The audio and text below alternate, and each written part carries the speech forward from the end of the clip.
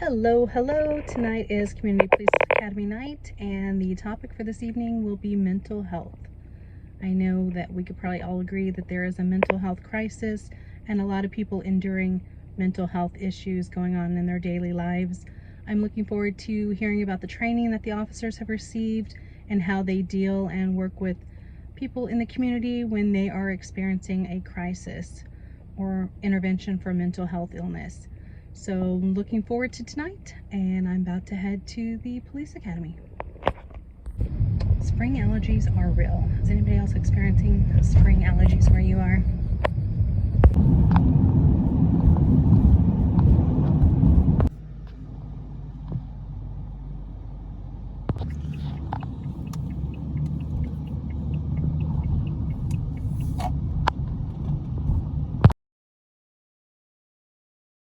About, if you will, is about simulating schizophrenia. We're not giving you schizophrenia.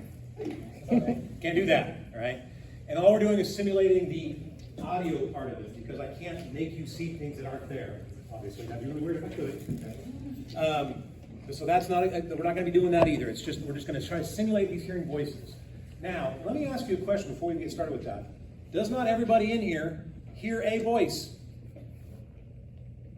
I hear my internal voice. Inside your head, thank you. I knew she answered it correctly. Do you not?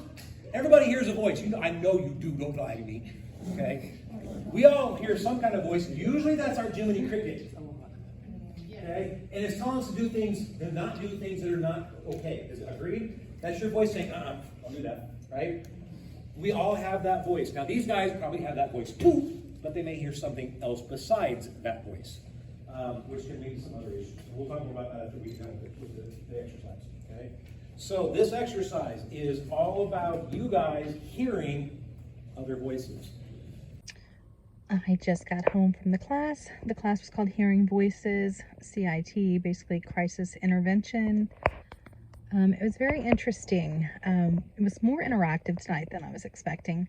What they did is they had us listen to headphones or earbuds, and they had three voices talking at the same time continuously while we were trying to work on other tasks that they gave us, like a crossword puzzle, a word search. At one point they gave us a picture and we were supposed to memorize everything on the picture and then tell details about it. What it does is it shows us what it's like for somebody that has schizophrenia, how hard it is for them to focus and concentrate, and the voices that they're hearing in their head. Basically, it gives an idea of what officers are dealing with when they respond to people on the scene that are hearing voices. The class normally that the officers go through is a week-long training class. Obviously, we just got a shortened version, but it was very interesting. Another task that we were doing, we were listening to the three voices in our ears continuously, and they were just repeating the same stuff over and over, and it's very distracting. And the gentleman was reading us I don't know what you call it, like a synopsis or paragraph about hummingbirds, and we were supposed to remember as much detail as possible once he told us to stop and give all the details that we heard. Very few of us had any details because you're too busy focusing on trying to hear the voices in your head or in your ears, what's going on. It makes it very difficult for the people that live with schizophrenia, and it makes you have some empathy and compassion for what they're dealing with on a daily basis. The class was very great to give you a different perspective on people that are actually dealing with mental illness, especially if you don't have illness yourself or somebody in your family members or friends. You may not have ever experienced what somebody with schizophrenia is dealing with. It was very eye-opening, and like I said, it's very distracting, and you just can't focus when there's three voices telling you stuff and they're criticizing you and they're cussing you out, and made it very difficult to try to focus on any task that we were trying to do. And it does give you empathy and sympathy for these people that the officers are responding to at the scene, and at least they know how to handle this better and offer better resources.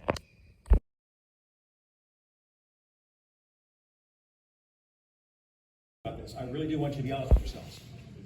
So to start with, did the voices that you guys heard, did they know you personally? No, they were just quote unquote random voices, right? How How's that different for someone with schizophrenia? The voices that they're, if they hear voices, know these people forward, backwards, and everywhere they go. Why is that the case? Because it's their brain that's doing it to them. Their brain knows them, okay? Now, think of this for a second. If you, and I'm not saying you do, but most humans do, have a deep, dark secret that you know nobody else knows about. Nobody knows about. Something that you have kept in that little noggin of yours that you know nobody else knows about. And you're sitting at your office one day, minding your own happy little business, and out of nowhere, somebody starts talking to you about your deep, dark secret. Might that kind of wake you out just a little bit? Like, you're looking around, there's nobody there, and yet you're hearing someone talk to you about this secret that you know you're the only one that knows about it. Whatever that, doesn't matter what that secret is, right? The voices, if they hear voices, the voices these folks hear know every detail about them because it is them, right? It knows all their fears. They know all their desires, everything that they can know about them. The voices that they're hearing know these things. Now, if you think about that for a minute, who might you attribute that to? Or what might you attribute that to? If a voice that you're hearing knows absolutely every detail about you, who might that be? Might it be God? Might it be the devil? Might it be a demon? Might it be a omnipotent being of some kind, right? And if you take that one step further and you get into what we would classify as command voices, they can hear voices that they know not to do, right? Now we have our Jiminy Crickets that tells them not to do these things. Some of these voices, they're going to hear us say, go jump in front of that bus. Now they know not to do that. These people are not stupid at all. They know not to go jump in front of the bus. They know that's a risky, dangerous behavior. But how long can you deny God if you attribute that to God? If God's telling you to do it, how long can you say no to God? Does that make sense? Do you see how that could be a challenge for some of these folks? They don't want to. They know they know not to jump off that bridge. That is crazy to do that. But yet God is telling me to. Or whoever they attribute that to, right? And let's say, for instance, that they go ahead and do the action, whatever that action is, and they don't, quote unquote, die. Now what? You're a failure. You can't even do that right. Is that also going to tear at their being, their mental health well-being? I mean, because even now, the voice that they've been hearing this whole time is telling me God is telling me you're a failure. You couldn't do that right. That's got to be something horrible. I mean, personally, I would think it'd be horrible to live with. Would you agree? That's tough.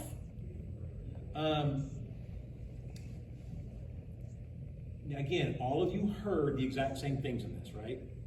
Willing to bet you didn't, though. Okay? Pretty sure you all heard you are shit. Okay? That's kind of hard to miss because they yell it at you, yes? Okay?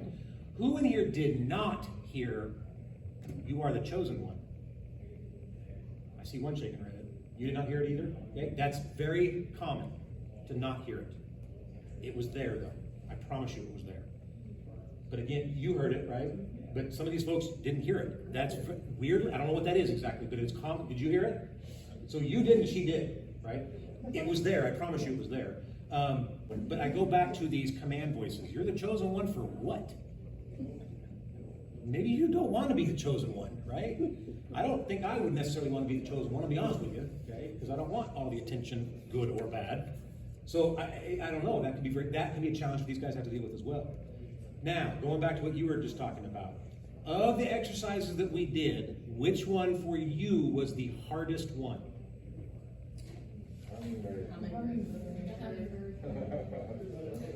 I love that one. It's so much fun. What I do is I actually read a police report to the officers, and I have them write the report. I usually get a sentence, if that. Okay. Anybody write anything down? Hummingbird. You wrote down hummingbird. Very good. That's how you got something, by gosh. By golly, I got a hummingbird down. Anybody else write any details down? You heard the colors. Good. Okay. Long beak. Okay. Okay. You got some details in there, right? So why was that exercise so hard? It's hard to hear it because we weren't reading.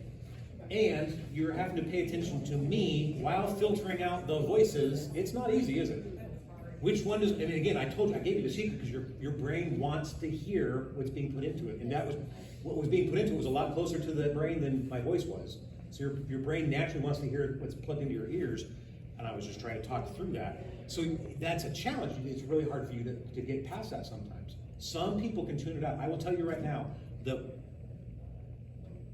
again, I do this for first responders, right? There is a classification of, and I call them first responders, they're not, but there's a classification of first responders that do amazingly well at this exercise. Any idea who I'm talking about? Dispatchers. They don't work in the field, they're dispatchers. Why? Because they're used to narrowing down on just... They hear stuff in their head all the time. Right. They have the phone call that's going on, they have the radio, the police radio that's going on, they have their coworker dispatcher who's talking to them, they have Netflix going, they have YouTube. Oh, I'm sorry. That was very inappropriate. I didn't mean to say that out loud. My bad. No, but they do. They have a lot of things going on that they have to filter through as they're working and doing their job. So actually, yes, dispatchers are really good at this exercise because they can tune out a lot more and focus directly on where they want to go to. Okay? Police officer.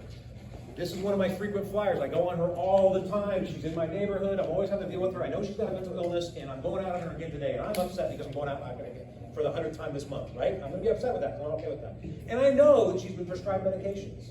I know she has. And I'm going to ask her, are you taking your medications? And she's going to say, no. And I'm going to go, why? Why are you not taking your medications? You know you're... And I'm going to lay into her, am I not? Am I doing any good to her? Okay? Now, let's stop right there. And here's where the problem lies. Why does she not take her medications? Lots of reasons. Number one is she may feel better, right? Number two is may she forget. Maybe she doesn't have access to them for whatever reason. Right? And there's even more than that. Side effects of most of our psychiatric medications, are they good? Not usually, okay? Now let me convince you that she's not doing anything wrong by not taking her medications. And this is where I bite every single officer in the field, and I did it this week, and I love doing it because I figured literally 25 years in the field, the very last day of my career, I was still tripping about that. It was not until I started teaching this every other week that I finally caught up with this one. It hit me and I went, oh my gosh, I've been doing this wrong, okay? Here we go. Be honest and look at the room when I ask this question. How many of you, your entire life, every time you have gotten sick, have taken every antibiotic as prescribed? I see 2, 3 hands. I see 3 hands. Look at the room. 3 out of all of us. I'm OCD and ADHD. You know that. Yeah, I know you do. But do you see why that's a problem for me to get onto her? Because if I can't do it myself just for the antibiotics for the 7 days, how am I supposed? What gives me the right to get onto her for not taking her medications? And why am I not taking my medications, my antibiotics properly? Because again, I feel better. I don't think I need to take them anymore. Or like my wife, I'm stockpiling. That's my wife, not me. I just forget about it. I don't know. I just leave them over. Okay? With her, it could be. With my wife, you never know, right? But when we talk about the media, how they're proposing, how we, it doesn't matter if it's movies, news, social media, right? Do we actually see in the media we're watching, especially on the news, that all people, not all, that people with a mental illness becomes homicidal? The news portrays that sometimes, does it not? So when you see someone that does some mass shooting somewhere, oftentimes if you keep listening, they're going to come out, well, he was diagnosed with something, right? Is that always the case? But the media puts that out there a lot, right? What is a delusion? We've heard the terms used together, right? There's hallucinating or delusional. What's a delusion? I just said the word. It's a belief that's usually caused by hallucination. Okay? Folks that I've dealt with in the field, these outlets, these plug outlets, the ones that have the 2 slots and the dot underneath, right? The grounded plug underneath. I've been on numerous houses when I was working on the streets where those are taped over because they're 100% convinced. The belief is the government has a camera in that hole. Can I convince them it's not there? I had an officer that I was working with one time, and he actually went to that plug and he unplugged one of her devices and walked her and goes, look, here's the plug, and he stuck it right in the hole that she said was a camera. You know what her response to us was? They saw you coming and pulled the camera back. As soon as you leave, they're going to put it back in there. And I was like, oh, well, okay, yeah. I was like, oh, okay. So again, I can't convince someone that their belief, their delusion is not real, because to them it's absolutely real. We have a really hard time because we recognize our reality. They're seeing their reality, but we are convinced, and again, I specifically call it law enforcement, we're convinced that we are what? Right. Does that help? Not usually, right? My experience with paranoid schizophrenia, this is a fun one, okay? You go talk to this woman and she says to you, the CIA, the FBI, all the alphabet groups are following her. Again, I guarantee you most of this law enforcement have dealt with this person because they're in every single community, okay? They're following, and they drive a white pickup truck. I want you in your head right now to close your eyes and think about how many white pickup trucks are in your neighborhood right now. I want you to drive from your house to work. How many white pickup trucks did you see on that drive? One, all the time. And they're in the back. They're in the bed of your truck, so they're following you down. Go to Walmart. Park in the Walmart parking lot. How many white pickup trucks are in the Walmart parking lot? Can you imagine what that would be like? Can you imagine thinking that every white pickup truck is the FBI, the CIA, the DE, every alphabet agency you can think of that's watching and following you? Can you imagine? I can't.